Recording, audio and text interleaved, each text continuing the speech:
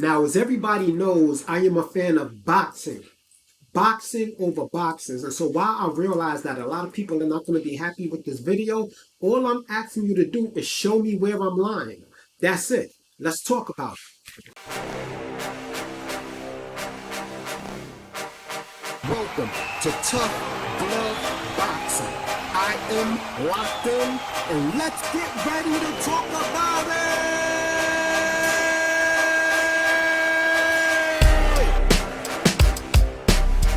Now, I'm aware that a lot of people, like I said, are going to watch this video and they're going to subject themselves to the opinion that I am a Tank Davis hater. Far from it. I'm actually a Tank Davis fan, and I really feel like if you're a true fan of a fighter, you have to hold them accountable, and that's just how it is. I don't care if they're from your hometown. If they're from your hometown and you stand them by them based on that criteria, then you need to hold them accountable to make sure they're representing you guys right. The fact of the matter is, Tank Davis, you saw the thumbnail, How to Suffocate a Legacy. You know, I'm starting to feel like his career is all about smoke and mirrors. We have this latest announcement coming that Tank Davis is about to have the greatest fight of ever. He's about to do something unbelievable, right? And I say to that, well, it's about time. The alleged rumor was that he was fighting Keith Thurman, and that has been since put to rest. That didn't even make any sense. I wouldn't have even supported that fight, especially if it was at a catch weight at 145 pounds. Now, the thing I want to say is this. I always supported Tank Davis in the fact that I did put money in his pocket by paying for pay-per-views, even ones that I shouldn't have paid for, but I didn't pay for all of them because not all of them were worth it. Okay? I feel like the days of pay-per-view are now just something that's used, especially by the PBC, to rob us, the customers, out of their money. I remember when pay-per-view was just like, it was only used to give us championship fights, right? We was getting our money's worth. There was something on the line for a pay-per-view fight other than two good fighters that really should be trying to fight the best anyway, just fighting each other. I feel like as boxing fans now, we're starting to get ripped off. We got David Benavidez versus Demetrius Andrade. That's supposed to be coming up on pay-per-view. Now, while I will support it because those are two good fighters that I like, it's a rip-off. There's nothing on the line outside of maybe a possible opportunity for them to get a fight where there will be something on the line. And right now, there's no guarantee that they're going to get that. And so I feel like pay-per-view has become this new model to rob the customers of their money. Now, why is Tank Davis the subject of this video? The reason why Tank Davis is the subject of this video is because I personally feel like that it is true. Tank Davis is one of the most complete boxers we have, especially at 135, where he allegedly wants to reign. However, I feel like he's trying to be the king of 135 without actually putting in the work. You being the face of boxing and be a major draw doesn't make you the best fighter in your division. It just means that you've been so sensationalized to a lot of the fans that don't really understand boxing, to the fact where your fights have now just become events where people can get dressed up and put on their flyest outfit and come and mingle amongst the stars. It's almost like a social gathering rather than a good fight that is really worthy. Now, I'm going to back up everything that I am saying right now with hardcore facts. Again, I like Tank Davis. Again, I think Tank Davis is an elite fighter. I think Tank Davis is one of the best, but I cannot give him that title unless he actually shows us that in the ring. And so far, in Tank Davis's 10-year career, there are only two fighters, really one, but there are only two fighters that I can really give him credit for defeating. And that is Jose Pedraza, who has absolutely no power, you understand, and Mario Barrios. Now, Mario Barrios, to me, is by far Tank Davis's best win out of everybody. Anything other than that, and Jose Pedraza, is smoke and mirrors. Even if you go to the box rec, it's almost pathetic. It's like they paid somebody at box rec to list all of these fighters that he fought as 4- and 5-star,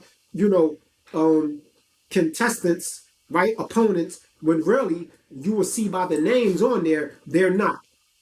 Now, currently, right now, as you can see from the thumbnail on my screen, right, we have Teofimo Lopez, who was at 135, Lomachenko, who's at 135, Frank Martin at 135, Shakur Stevenson at 135. You don't see Devin Haney on this thumbnail, but you see him in the thumbnail in the description because I did change it, even though he's at 140. Now, here's the problem that I have.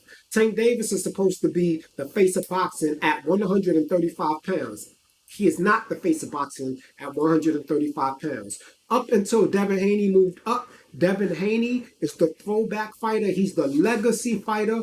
Teofimo Lopez is a legacy fighter. Lomachenko, Shakur Stevenson, these are legacy fighters, and they have accomplished way more than Tank Davis has accomplished during his 10-year reign. Tank Davis has been in the business of boxing professionally for 10 years. It took him 8 years to make the Mario Barrios fight. That was the first real fight that actually posed a challenge to him, to be honest with you. I'll give him Jose Pedraza because Jose Pedraza was a great boxer. He just didn't have the power. So really, Tank Davis didn't even have to worry about getting knocked out because Tank Davis does have a solid chin. Now, here's the problem that I have. We have Devin Haney, who's been professional 8 years. Frank Martin, 6 years. Shakur Stevenson, well, we're not even going to put Frank Martin in it just yet because he only has 2 decent fights on his resume. Shakur Stevenson has been in the sport 6 years, right? 6 years. And he is already a 2-division world champion. Blue, calm down. He is already a 2-division world champion, 3-time world champion. He fought 3 world champions, and now he's at 135 and one of the most avoided fighters in boxing, right? His resume is already better than Tank Davis's, and we're going to go through those names because I want to ask you, out of the champions that Shakur Stevenson has fought and defeated, who on Gervonta Tank Davis's record beats any of those guys? Simple question. With the exception of Mario Barrios, okay? Then you have Devin Haney, you understand? Who fought and defeated Lomachenko, who Tank ran from. He has Jose Linares on his resume, Jojo Diaz on his resume. He has a solid resume. He's been undisputed at 135, meaning he collected all 4 belts, defended it 3 times before moving up to now face Regis Prograis. Regis Prograis is a 2-time world champion, currently the WBC Super Champion. And Tank Davis is a 1-division world champion, despite what Blue Blood says, right? And he is a 2-division Reggie belt holder. So I don't call him a 3-division world champion, because if he's a 3-division world champion, you got to tell me who the super champions are at 140, and then you got to tell me who the undisputed champ was at 135. Okay? Because if that's the case, I mean, let's be fair. Didn't Floyd Mayweather himself complain that there was too many belts in boxing? So why does his protege have the Reggie belts instead of the real super championship belts? Okay, so we got Teofimo Lopez, who's been in the game 6 years, arguably 7, right? But he started like near the end of a year. Okay, he's had 6 full years in the sport, really, and he's already 2-time lineal, right? He's been unified, right? After defeating Lomachenko at 135. He's done more in the sport than Gervonta Tank Davis has, who's been in the game for 10 years, but they touting and saying that Gervonta Tank Davis is the face of boxing. Somebody make that make sense to me. Somebody make that make sense to me. They say Shakur Stevenson is the most avoided fighter in boxing at 135, but I will argue when Devin Haney was at 135, up until he got the belts, he was the most avoided fighter. We're not even including Ryan Garcia, who did move up to 140. I can't even give Tank Davis the full credit for that victory because he weight trained him. Point blank, period. That's what he did. Yeah, I know Ryan Garcia signed it out of stupidity and all of this, but the bottom line is he did not fight the full, healthy, real Ryan Garcia. Do I think he beats Ryan Garcia anyway? Yes, but the fact is he tarnished his own win in that fight. Facts. Actual facts. Sugar Ray Leonard was the same way, but at least Sugar Ray Leonard took his first real fight after 3 years when he fought Wilfred Benitez. And then after that, he fought Roberto Duran. But it took him 10 years to give us the main legacy fight, which was Marvin Hagler. But I will give him the credit at least saying after 3 years, his resume started to really increase. Tank Davis has been coddled and cuddled for so long in the sport that whenever they announce that he's about to do something amazing, we all just like, yeah, okay, whatever. I'll believe it when I see it. The only people that doubt anything that I'm saying is Tank Davis fans. And I'm not saying he's not worthy of having his fans, but it's almost like you guys are becoming the new Eurosexuals, like you refuse to just believe anything. How can you hail Tank Davis as the best boxer at 135 with the greatest knockout percentage, which he does have, but he's not fighting the big fights? He's not fighting the fans want us to fight. I mean, he's not fighting the fights that the fans want to see. He's fighting everybody but the people we're asking him to fight. And I get it. You're a prize fighter. You're out to make the money. But you're rich already, my guy. Like after Ryan Garcia, there should be no more issue with the money. That's why I respect Devin Haney so much, because Devin Haney started making money early on thanks to good business decisions. So when it came to making decisions about the sport of boxing, he didn't have to lay on the fact that he just needed to make money. Money wasn't even part of the equation. That's why he was able to solely focus on legacy, and he's accomplished more than everybody that you see at 135, including Teofimo Lopez. And the fact of the matter is, Devin Haney is the only one out of all of them, even though y'all make fun of him and call him pillow-fisted and all of this, he's the only one running towards the smoke.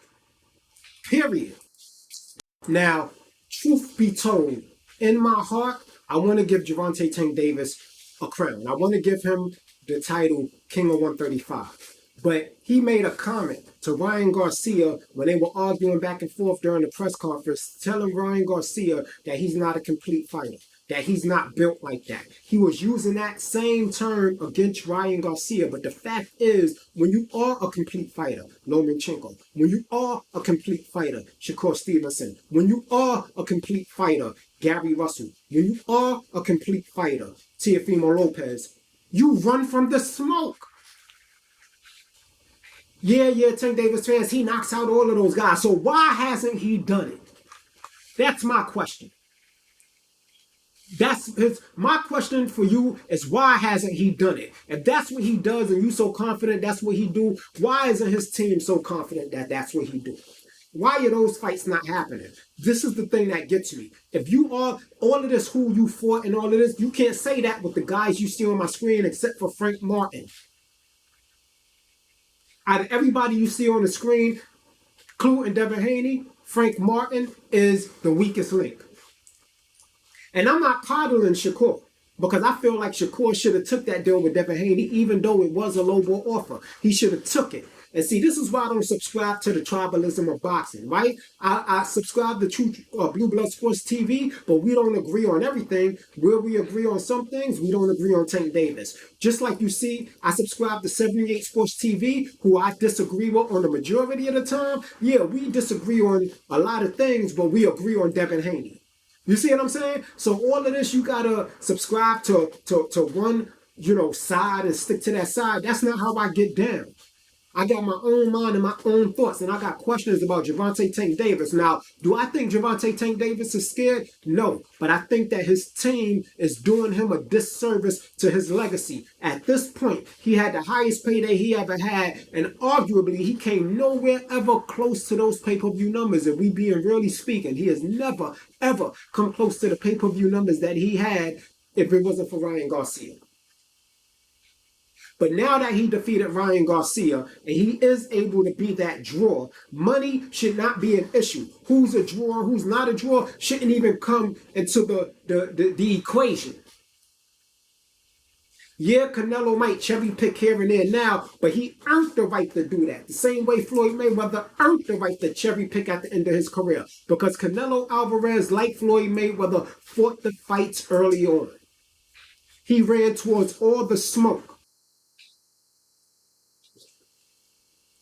And then come to find out, Gervonta Tank Davis doesn't even ask for these opportunities. And it seems like when you got somebody like Shakur Stevenson and he's saying, stop calling me out. But he was quick to want to fight Devin Haney, who had already outgrown 135, mind you. Devin Haney outgrew 135 during the first George Kambosos Jr. fight, but he still stayed there to take that legacy fight with Lomachenko. That is throwback boxing-ish.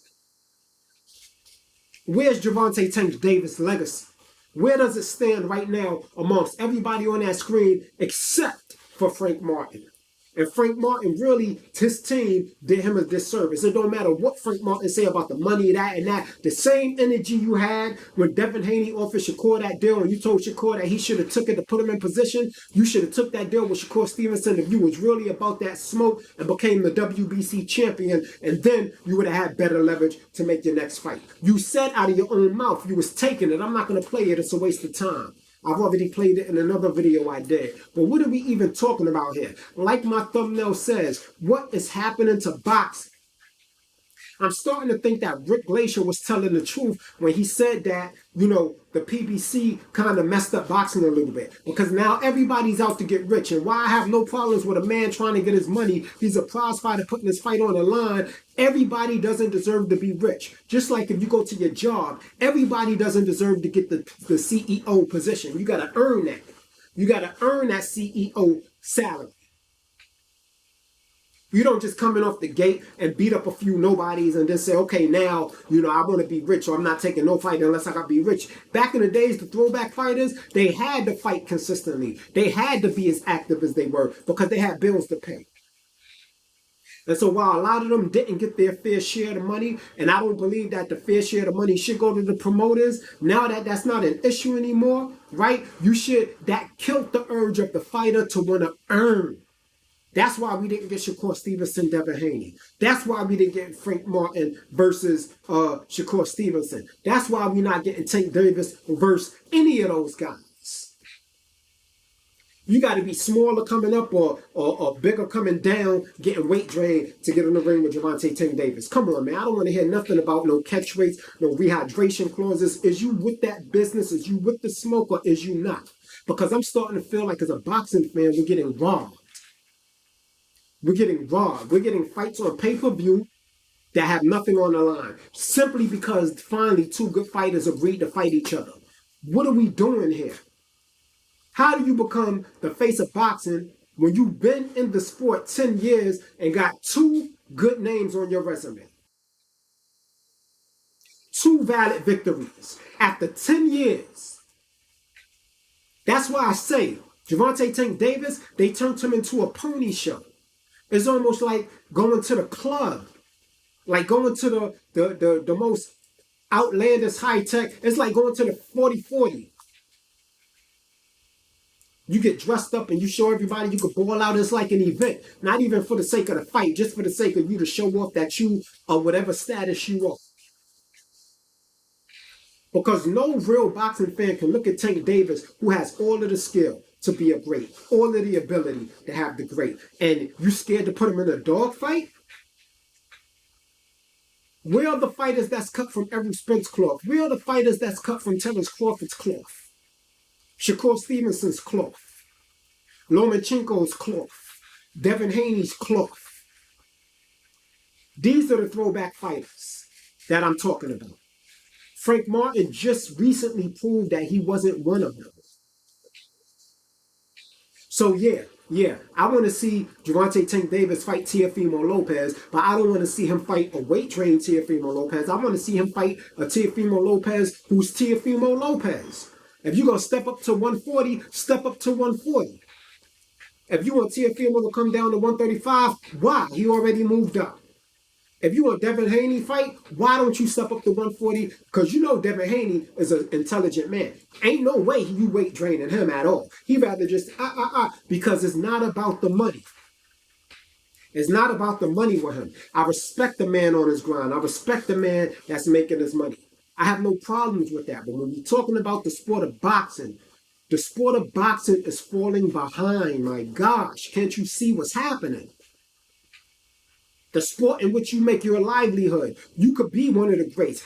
That, like I said, this is not a Gervonta Tank Davis hate video. This is more as holding him accountable, holding his team accountable. He said it on $1 million worth of game himself. He do not ask for the big names. He's never asked for them. How are you supposed to put yourself up there as the king and the best and you want to be the face of boxing? You don't want to be the face of boxing. You just want to be the cash cow. So don't call yourself the face of boxing no more. At least Canelo earned his way. At least he has the credentials and the legacy and the belts and the champions, the world champions that he fought and the championship belts to say that he's the face of boxing. Call yourself the cash cow from now on. You understand what I'm saying? And look, I don't got no problem with the Floyd Mayweathers. I love Floyd Mayweather. But the fact is, Gervonta Tank Davis is not Pretty Boy Floyd and never has been. Pretty Boy Floyd ran through all of the smoke. All of it. He earned his right to finally say, okay, I'm going to take this route and this route because I put in the hard work already. He laid the foundation before he built this house. Tank Davis, it seems like with his career, they have built Tank Davis's house on a sand dune. And the sand is quicksand. So yeah, I'm ready for that announcement to come out. But let me tell you something. What I want to hear is I want to hear Tank Davis is negotiating with Shakur Stevenson, which we ain't going to hear. They say, oh, Shakur got a fight coming up. So what? So what? He got a fight coming up. Say you're going to take a tune-up because I definitely don't want to see no Isaac Cruz 2. Nobody wants to see that fight. Nobody wants to see you jumping up to a welterweight and draining him down. Nobody wants to see you fight a Norway who's coming up, 3 weight classes? Right? That's why I'm glad a Norway don't need him. And when a Norway do get to 135, let's see if Tank Davis fights the naturally acclimated to the weight class in Norway. I want to hear Gervonta Tank Davis is stepping up to fight Teofimo Lopez. I want to hear Gervonta Tank Davis wants to win a Regis Pro Grade Devin Haney. I want to hear Gervonta Tank Davis wants Shakur Stevenson, Lomachenko, or Frank Martin next year. That's what I want to hear. It's time for legacy fights from here on out. Sugar Ray Leonard, one of the best to ever do it. When you think about his career, you talk about 3-4 people.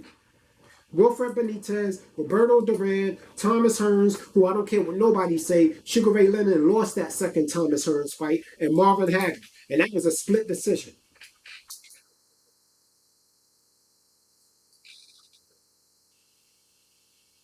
We talk about like 4 people out of a 20-year career? Is that going to be Tank Davis?